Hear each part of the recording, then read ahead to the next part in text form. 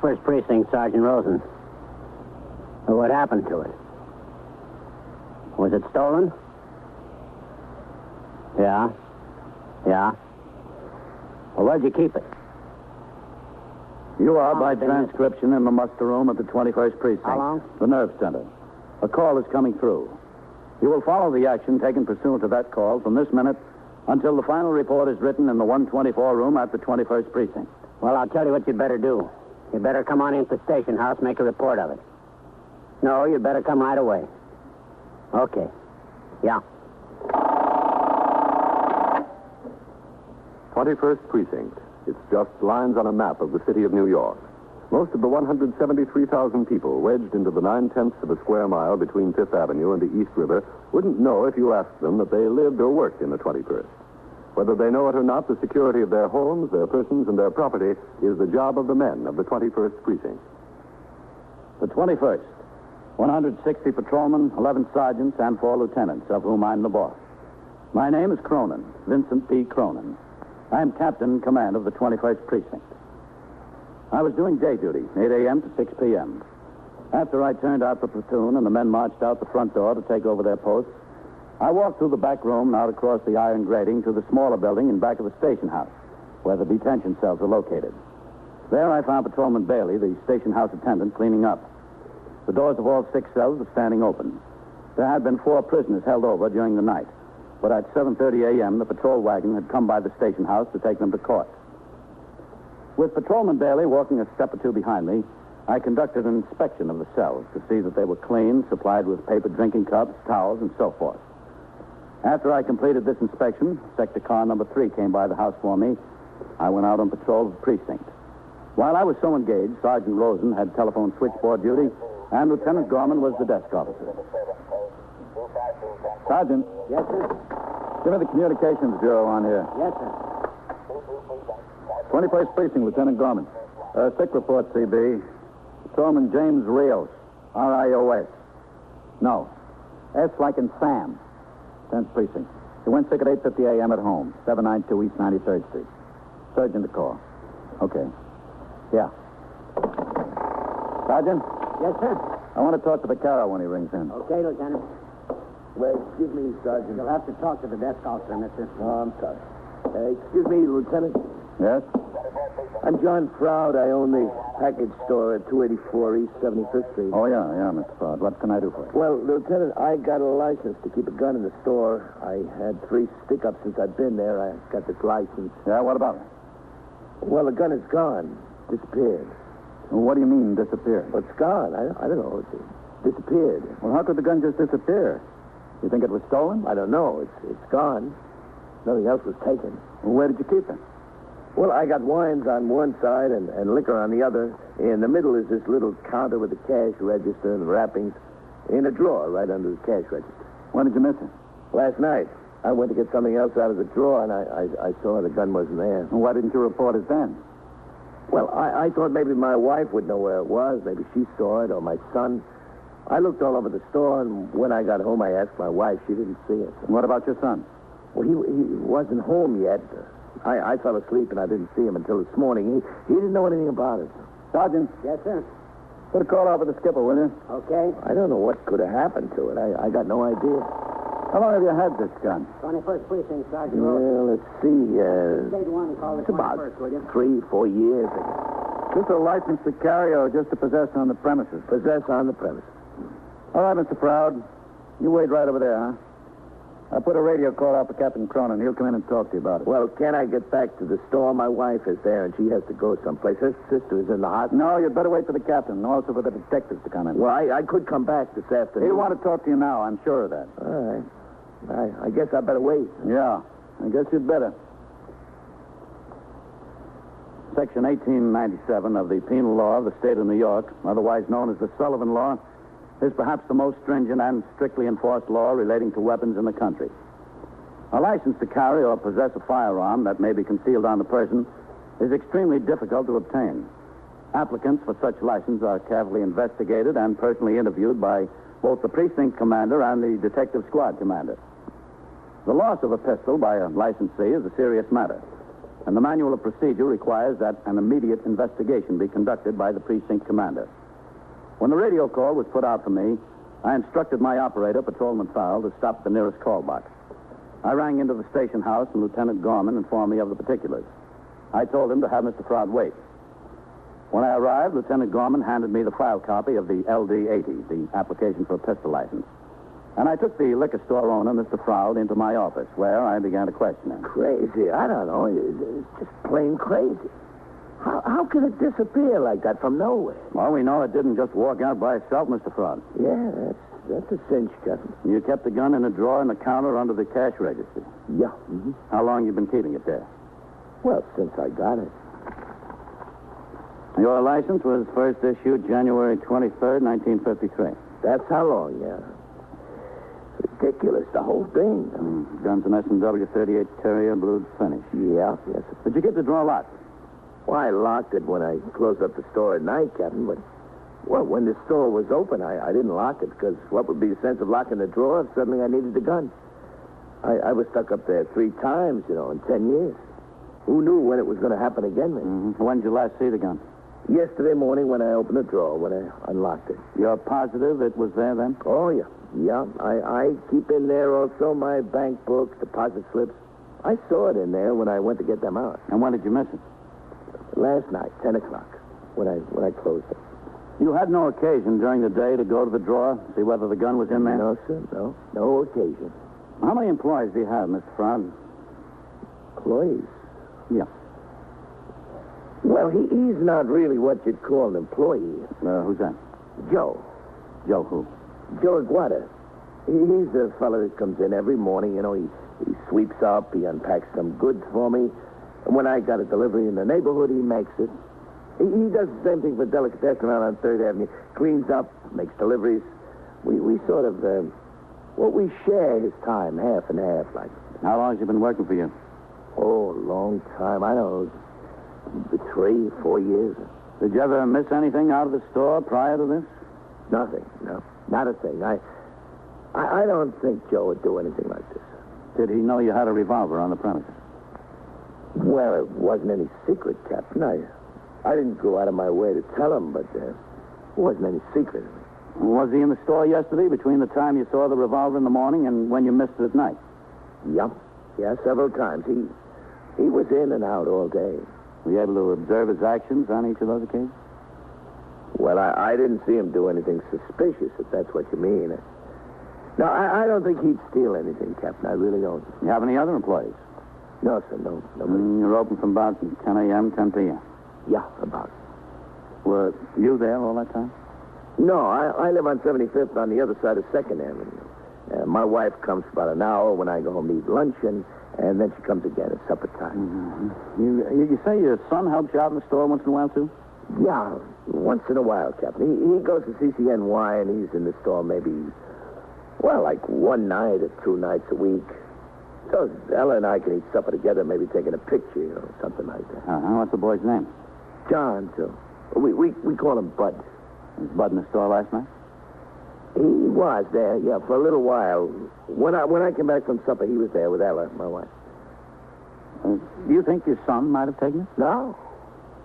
No, why should he? Well, you thought he might have last night. Who said that? I didn't say anything like that. Mr. Froud, you said the reason you didn't report the gun missing last night was that you went home to talk to your wife and your son, to ask them if they saw it. Yeah, I know. But Now, your wife said she didn't, and your son wasn't home when you went to sleep. Oh, I didn't think he took it. I had to ask him, before I went off half-cocked. Did you ask him? I asked him, yeah, if he'd seen the gun in the store, if he put it any place besides the drawer. He said no, he didn't touch it. And what did your wife say? She said the same thing. She didn't touch it. This Joe Aguada... Aguada. Where's he live? East Harlem, 126th Street, I think. But he'd be around the neighborhood of your store or the Delicatessen this morning. Yeah, he's supposed to be. Did you see him this morning?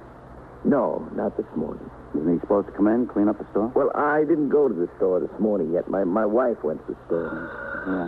Yeah. Excuse me. Sure. 21st Precinct, Captain Cronin. Lieutenant King is ringing down for you, Captain. Okay. Yes, sir. Captain, Yes, Matt. Lieutenant Gorman says you have the man whose gun was stolen in there. That's right. You want to talk to him? Yes, sir. I'll be right down. Okay, Matt. Mr. Froud, I've asked the commanding officer of the 21st Detective Squad to come downstairs. For me? Well, you've got a gun. Can't be accounted for. We've got to presume it's been stolen.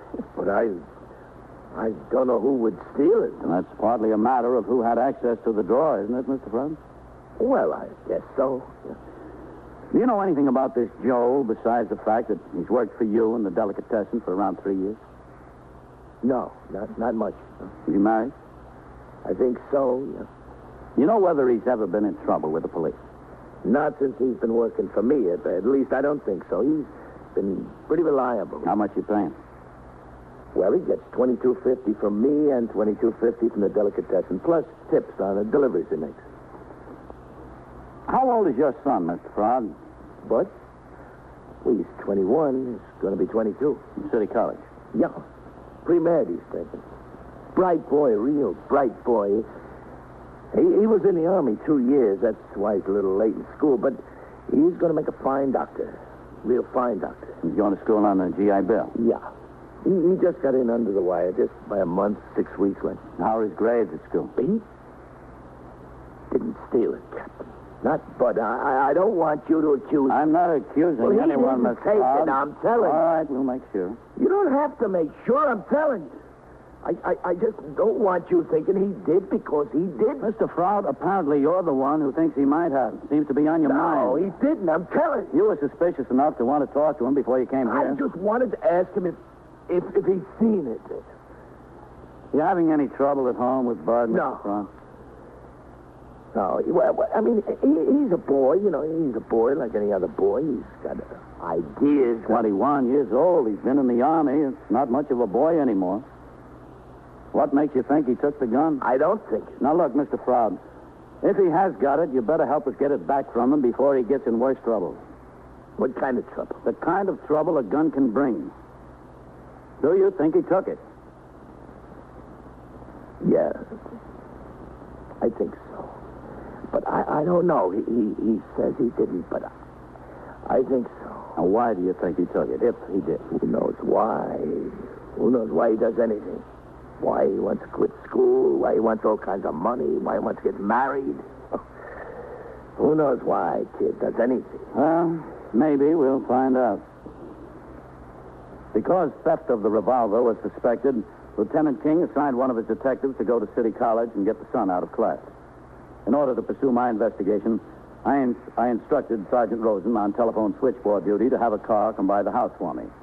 When it arrived, Mr. Froud and I got in. I told the operator, Patrolman Mercado, to drive us to the liquor store on East 75th Street.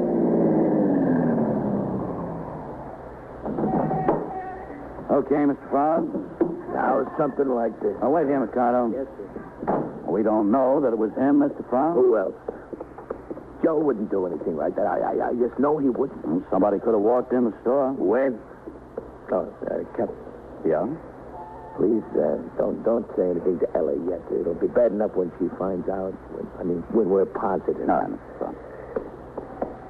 12 hours a day I spend in there with four walls. I didn't want anything like that for him. It's my ambition he should have a profession. Come in, Captain. Yeah, thanks. Hello, Ella. John, hello. Any business? A little, not much. This is Captain Cronin. This is my wife, Ella. Mrs. Froud? Glad to know you. Well, Well, what? Nothing. This is the drawer, Captain, right here. You see. Mm-hmm. This is a very serious matter, Mrs. Froud. If a dangerous weapon like that gets in the wrong hands, it causes a lot of trouble. I know. Nobody knows better than me. I realize it. What time were you in the store yesterday? Why? Ella, answer the questions. Don't ask them.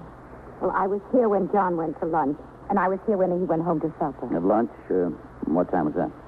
What time, John? About 12:15, 12:30. About 12:15, 12:30. Anyone come into the store during that time? One or two customers, maybe. Were they ever in the front of the store alone, where they could get at the drawer? No, they stood there on that side of the counter, and I waited on them. Was anyone else in the store? Who? Joe, for instance? No, Joe didn't come in when I was here during lunch. I guess he was eating, too. What time did Mr. Frog get back? What time, John? A little after 1. A little after 1. And then what did you do, Mrs. Frog? I talked to him for a minute, and then I went. I went to go to the market and then home to fix supper. See? And what time did you come back to the store again? When it was time for John to go home for supper. You see, Captain, she eats and she puts my supper on the stove, and then she walks over to the store and I go home. And that was what time? Last night, about 6:30, huh? About, yeah. Did anyone come into the store while you were here alone? Well, my son Bud, he came in. Oh, does he usually stop in when you're here alone? Sometimes. He was at his girlfriend's house. He went there from school in the afternoon. And what did he do while he was here? We talked. I asked him, did he eat? And he said no. And I told him to go home and have supper. It was on the stove. He wouldn't come home because I was there. If you'd leave him alone and stop nagging him, he'd be all right. But you won't leave him alone. I want him to get those crazy ideas out of his head. I want him to finish college. I don't want him to get a job and get married. What could he have? He could have a wife. Joe. Come here, Joe. Oh. Hello, Mr. Frog. Miss Frog. Joe. Joe, this is Captain Cronin, Police Department. The Polizia. Policia. Oh, glad to know you. Joe? Huh? Mr. Frog keeps a gun in the store. Did you know that? See, I know. You know where he keeps it? See, I know. Where? In the drawer. Here. In the drawer. Joe, do you know why he keeps the gun? See, for robbers. There's no right, Mr. Proud, for robbers. Yeah, Joe. Yeah. When did you handle that gun last, Joe? Me? Yeah. Oh, no, nothing there. No, I know, touch, not me. I don't want nothing to do with no gun. I don't like it. You afraid of the gun? No, not afraid. I just don't like it. Somebody took it yesterday, Joe. The gun? Yeah. Who took it? Well, we hoped maybe it was you, Joe. No, Now, you know that you were cleaning the drawer and you took it out by mistake. No, I no touch. No, nothing there, not me. No, I don't like it. I don't go near these drawers, senor. Never. Do I, missus? Not that I've ever seen. No, mister, do I, eh? No, Joe. No, I don't like guns. I don't go near the drawer. Nunca, never. You want me to take out the curtains this morning, Mr. Froud? You said yesterday... Captain Cronin is talking to you, Joe.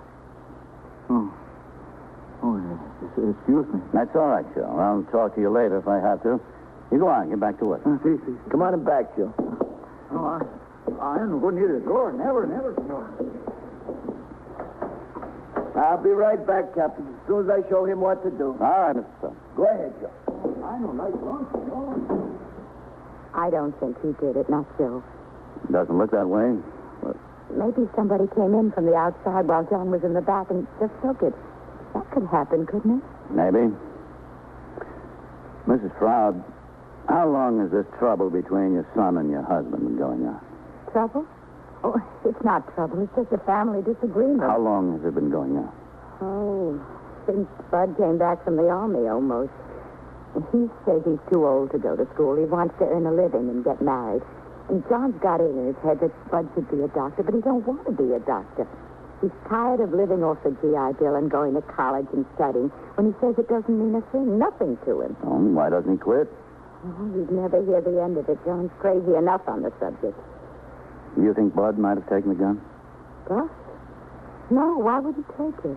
Well, he doesn't have much money. Maybe to sell it. No, he wouldn't do that. Somebody took it. Not Bud. Was Bud ever in trouble, Mrs. Frog? What do you mean, trouble? I mean, was he ever arrested? No. He didn't take it, not Bud. He was never in any kind of trouble. No. Well, wasn't Joe. You see what I mean? Yep. I see. John, would Bud take the gun? No, huh? Why? Why should he? Well, I don't know. I just asked. No. Excuse me. Sure. Well, what did he do with it? Liquor store. Is Captain Cronin still there? Yeah, sure, he's it. Captain, for you. Okay. Thanks, Len. That's all right. Captain Cronin. Matt King, Captain. Oh, yes, Matt. I sent Whitey Howard up to CCNY to get that Bud Froud out of class. Yeah. Just rang in and said he got him out all right. He admits taking the gun. Oh, that's all. Yes, sir. Whitey's on the way in with him. Okay, Matt. Thanks. I'll be there in a little while myself. Yes, sir. Well, I've got to get back to the station house. Oh, do you? Yeah, and I think you better come with me, Mr. Froud. Well, Captain, I was just there. And I can't stay in the store all day. I came here without making the beds even. And my sister's in the hospital. I think you'd better come, Mr. Froud. All right. Ella, I'll come back as soon as I can. All right. Have Joe sweep out in front as soon as he gets through, huh? Bye, Mr. Froud. Goodbye.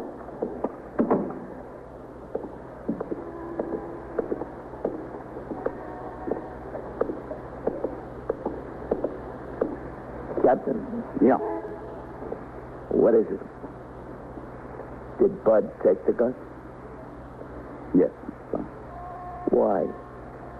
Why would he do such a thing? I don't know. I tried to do the best for him. Make something out of him. I spent my whole life trying to do that so he could get someplace. Well, maybe it's a good thing he didn't get too far. We got into the car and were driven to the station house by Patrolman Mikado. Mr. Froud didn't say a word all the way. He just sat there looking straight ahead. Possession of a gun by an unlicensed person is a serious crime in the state of New York. I wondered, as much as the father did, as to why the young man took the gun. There were two obvious reasons. One, to sell it. The other, to use in a robbery. A few minutes later, the car pulled up in front of the station house. Mr. Froud and I got out. I instructed Patrolman Mikado to pick up his partner and resume patrol. As the car pulled away, we crossed the sidewalk, mounted the 3 worn stone steps that led to the muster room, while Lieutenant Gorman was desk officer and Sergeant Rosen still had telephone switchboard duty. You wait here, Mr. Froud. I have to go around and sign the blotter. All right. First Precinct, Sergeant Rosen. Captain. Hello, Sergeant. All right. Hello, Captain. What's doing, Lieutenant? Not a thing, Captain. Very quiet. Good. Oh, you see Whitey Howard go upstairs with the young man? Yes, sir. Just a few minutes ago. Okay. I'll be up there with the detective. Yes. Come on, Mr. Froud. All right. I'm going to go upstairs. Is that where they have him? Yeah, he's up there. I don't understand what's got into him. No, right ahead, Mr. Froud. Just don't understand. He struggled, he worked. What do we do it for him? To take a gun to hold up somebody? Now, we don't know that that's the reason. Chum, what other reason could there be? No, that's it. He never should have got that gun. Not if I had 40 stick-ups. If he'd wanted one, he'd have got one someplace. You can be sure of that. There he is, a little off. All right, now, Mr. Froud, take your time. Matt? Come in, Captain. Go ahead, Mr. Froud.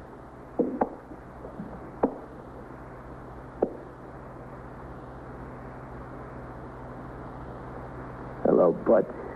Huh? I'm ashamed of you. I'm so ashamed of you, I can hardly look at you. It's bad enough to steal, but to steal from your own father and a gun? What are you trying to do to me? Didn't you eat my heart out enough since you got back from the army? What are you trying to do to me now? Kill me, eh? You've got it all wrong. I got it terrible. I got it lousy. That's how I got it. Listen. Don't touch me. Leave me alone. I didn't steal the gun. You didn't? No. What did you do with it? I took it out of the drawer and hid it in a case of wine on the floor by the window. Why did you do that, Bud? Because he's been carrying on about my wanting to quit school and wanting to get married. He's been carrying on like mad. You're not going to quit. I quit already, Pa, today. And I got married last week. No, you didn't. Yeah, I did. I was going to tell you and Ma last night in the store, but I lost my nerve. I didn't know what you'd do or what you'd say, and that's why I hid the gun. I didn't want it around. You thought that I would do something with the gun? That I'd be that crazy to kill myself? I just didn't want to take the chance. Oh, but how could you think that? I know I've been a little... You got married, huh? Yeah, last week at City Hall. I'm sorry, Pa, we didn't want to keep it a secret, but I wanted to get it done. I wanted it my way for a change. My way. You're right. You're right to do what you wanted to do. But I'm glad for you. I'm very glad for you. Captain, what can I say? I caused you so much trouble. We've got plenty of real trouble around here, Mr. Franz. This kind of trouble I like.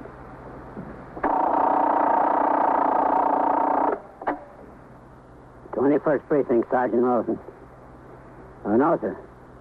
The captain's not in the house right now. He's out on patrol. You've got who? And so it goes. Yes? Around the clock, through the week, every day, every year. A police precinct in the city of New York is a flesh and blood merry-go-round. Anyone can catch the brass ring, or the brass ring can catch anyone. 21st Precinct transcribed. A factual account of the way the police work in the world's largest city is presented with the official cooperation of the Patrolmen's Benevolent Association, an organization of more than 20,000 members of the Police Department, City of New York. James Gregory in the role of Captain Cronin, Ken Lynch as Lieutenant King. Featured in tonight's cast were Santos Ortega, Jack Orison, Bill Zuckert, Martin Newman, Ralph Camargo, and Ethel Everett. Written and produced by Stanley Niss. Art Hanna speaking.